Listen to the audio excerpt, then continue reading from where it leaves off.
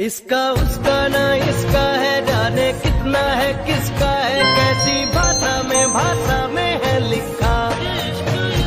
इसके उसके ये हिस्से में, तेरे मेरे ये किस्से में, मौला सीखे बिन दे सिखा। कैसा ये इश्क है, अजब सा रिस्क है।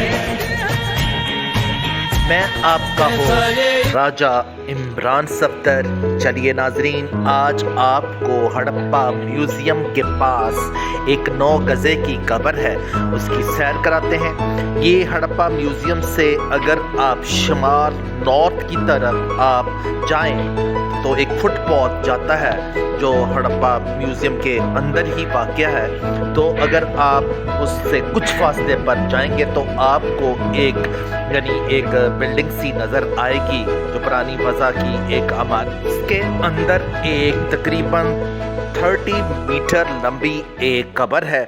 कुछ लोगों का ख्याल है कि इसको मकामी लोगों का ख्याल है कि ये एक लंबी सी एक कब्र है जो एक बहुत अल्लाह के एक बुज़ुर्ग की है जिनका कद इतना लंबा था।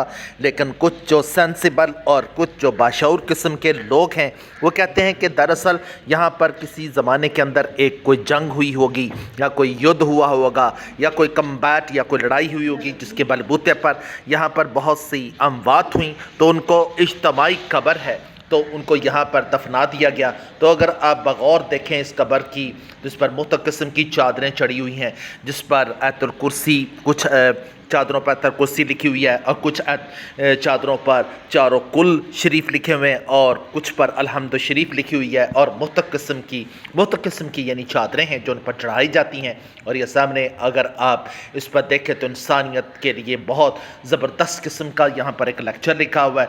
और यहाँ पर बहुत सी औरतें आती हैं और यहाँ चिराग जलाती हैं और यहाँ धागे बांधती हैं और अपनी मुरादें पूरी करने के लिए यहाँ मन्नतें करती हैं। तो लेकिन उनको सुन्नत तरीका ये भी नहीं पता कि जब आप कब्र पर जाते हैं तो उसके हमेशा उसके पैरों की तरफ जाते हैं, क्योंकि आप सल्लल्लाहु अलैहि वसल्लम ने फरमाया कि जब तो किसी कब्रिस्तान के अंदर जा तो सबसे पहले वहाँ पर सलाम कर, अस्सलाम वालेकुम या अहलुल कबूर। इसमें कोई शक नहीं कि आप हमसे पहले आगे अनकरीब हम भी आपसे मिलने वाले।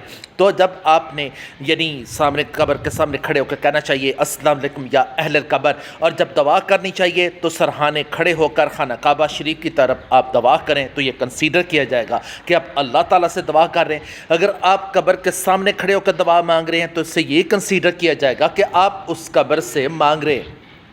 इसका मतलब है तो ये जो बुज़ुर्ग हैं ये अल्लाह ताला के बहुत अच्छे बुज़ुर्ग होते हैं, लेकिन इनसे अगर हम इनके सामने खड़े कर मानेंगे तो अल्लाह ताला की शिरक के मुतरादिफ है। तो खुदा हाफ़िज़, विश यू गुड लक।